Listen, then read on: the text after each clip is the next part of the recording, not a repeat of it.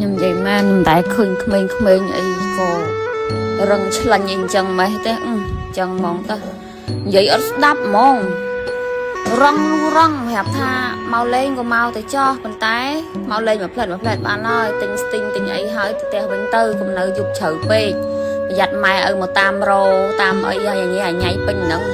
ប្រាប់វាអញ្ចឹងបានមួយថ្ងៃពីរថ្ងៃដដែលលើសដើមហើយបិទទ្វារហើយក៏ដោយនៅអង្គុយនឹងហើយសិតតែស្រីមើលស្រីប្រុសស្មាតតុកអ្នកនរគ្នានៅពេលដែលឃើញវីដេអូនេះហើយតើអ្នកនរគ្នាគិតថាគឺជាកំហុសនរណាគេហើយវាកាត់ឡើងដោយសារអីហើយកំហុសនេះគឺយើងអញ្ញថាជាកំហុសខាងណាដែរអញ្ចឹងព្រោះបញ្ហានេះគឺមិនមែនកាត់ឡើងតែនៅកន្លែងហ្នឹងមួយទេគឺកាត់ឡើងច្រើនមែនទែននៅក្នុងសង្គមយើងបច្ចុប្បន្នក្មេងៗឥឡូវគឺគាត់កំពុងតែវល់វក់កំពុងតែបង្វេងខ្លាំងមែនទែននៅក្នុងសង្គមមួយដែលវាបំពុលខ្លាំងណាដល់ពេលអញ្ចឹងទៅពួកគាត់គឺសំតាគ្រប់កន្លែងទៅហើយដែលវល់វក់យល់ទៅឪពុកម្ដាយដែលមានកូនចាប់ពីអាយុ3 4 10អីឡើងទៅហ្នឹងគឺគាត់ចាប់ដើមពួយបារម្ភខ្លាំងមែនទែនដែលកូនចាប់ដើមចេះគិតខ្លួនឯងចេះចង់សារអ្វីដែលថ្មីអញ្ចឹងណាហើយដល់ពេលក្មេងៗភាគច្រើនឥឡូវគឺលែងសូវស្ដាប់ឪពុកម្ដាយហើយគាត់ចាប់ដើមមានគ្នាវក់វែងលេងដើរលេងជប់ជុំគ្នាហើយដឹងហើយថាសម័យឥឡូវគឺសម្បូរហាងកាហ្វេសម្បូរលុយចាយជាងមុនអីចឹងណាចាំថាពួកគាត់មានកន្លែងជប់ជុំគ្នាបានច្រើនរួមទៅនៅពេលដែលយើងទៅញ៉ាំកាហ្វេនៅកន្លែងចិត្តសាលារៀនអីយើងតែងតែឃើញហើយគឺក្មេងៗពួកគាត់ជុំគ្នាគឺអង្គុយជក់បរិយផងអង្គុយញ៉ែគ្នាផងអង្គុយ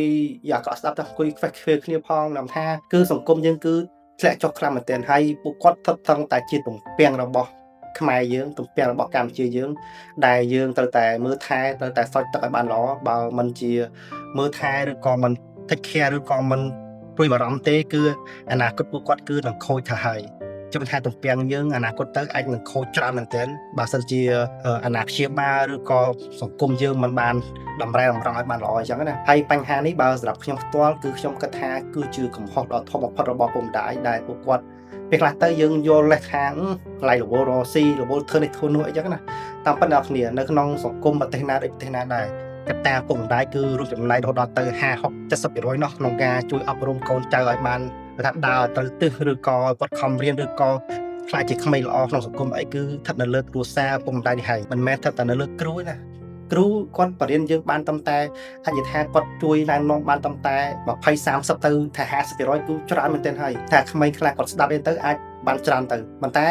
យើងសាកគិតមើលមួយថ្នាក់រៀនគឺក្មេងមានយ៉ាងអន់ផុតក៏40នាក់ទៅ50នាក់ដែរអញ្ចឹងមានថាគាត់មិនអាចមើលថែបានទាំងអស់ទេហើយក្មេងៗខ្លះព្រោះខ្ញុំធ្លាប់ក្មេងដែរក្មេងៗខ្លះគ្រូនិយាយស្ដាប់ទេមានថាមិនខ្លាចគ្រូទេមានថាអាចថាជាប្រព័ន្ធអប់រំយើងគាត់សោយដែរសារគ្រូមិនសូវមានតវត្តប្រៃក្នុងការណែនាំសិស្សមកថាគ្មាន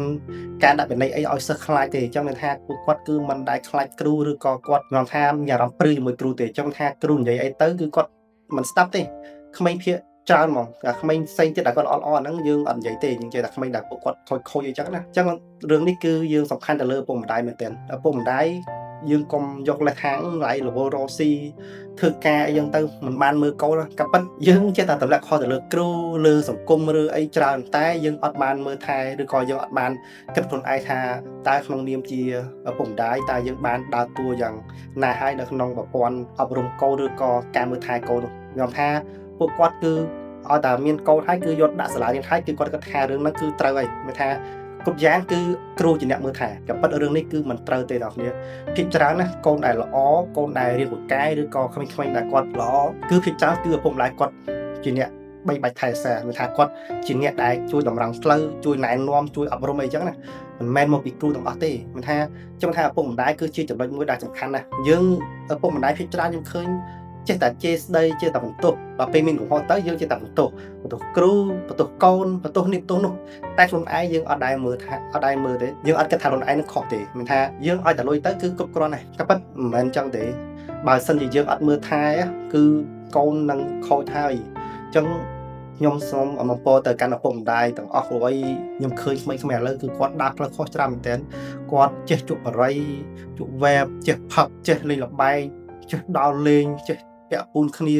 ហើយអាយុត្រឹមតែ ដូចក្នុងវីដេអូចឹងអាយុតំតែខ្ញុំនិយាយមែនតំតែ2 8 10 4 15 10គឺអស់ហើយគាត់ម៉ោង8ម៉ោង9ជួយឲ្យយើងមិនទាន់ទៅផ្ទះឲ្យគាត់មើលជារឿងសំខាន់ផុតគឺឪពុកម្ដាយទាំងហើយអញ្ចឹងកុំបន្ទោសគេអីឪពុកម្ដាយគ្រប់រូបគួរតែតាមដានកូនឲ្យបានដល់ជាពិសេសការរៀនសូត្រការដើរទៅណាទៅណីគឺតាមដានកុំឲ្យតែចេញផ្ទះហើយដល់ពេលកូនខូចបន្ទោសគ្រូកូនខូចបន្ទោសអ្នកនេះផ្ទះអ្នកនោះបន្ទោសនេះយើងនិយាយថាគាត់ជាលេសទេមិនមែនជារឿងដែលទៅដោះស្រាយបញ្ហានឹងបានជាក់លាក់ទេមានថាបញ្ហាដែលដោះស្រាយគឺឪពុកម្ដាយត្រូវតែតាមដានកូនឲ្យបានដល់មើលថែគាត់អប់រំគាត់មិនមែនប្រើពាក្យស្ដីបន្ទោសទេដូចក្មេងៗចាប់ពីអាយុ13 14 15 16 17ហ្នឹងគឺពួកគាត់ត្រូវការនិយាយស្ដីមួយដែលល្អជាការប្រឹក្សាមួយដែលល្អមិនមែនជាការដែលយើងមានបញ្ហាយើងស្ដីបន្ទោសជេរគាត់ទាំងខ្ញុំក៏ធ្លាប់ក្មេងអ្នកផ្សេងទៀតក៏ធ្លាប់ក្មេងហើយក្មេងៗដទៃទៀតក៏គាត់ដូចគ្នាដែរឲ្យតែការស្ដីបន្ទោសគាត់អត់ចូលចិត្តទេតែបើសិនជាយើងនិយាយភាសាល្អៗទៅខ្ញុំជឿជាក់ថាក្មេងភាគច្រើនគឺគាត់នឹងស្ដាប់ហើយនឹងគោរពយើងខ្លាំងមែនទែន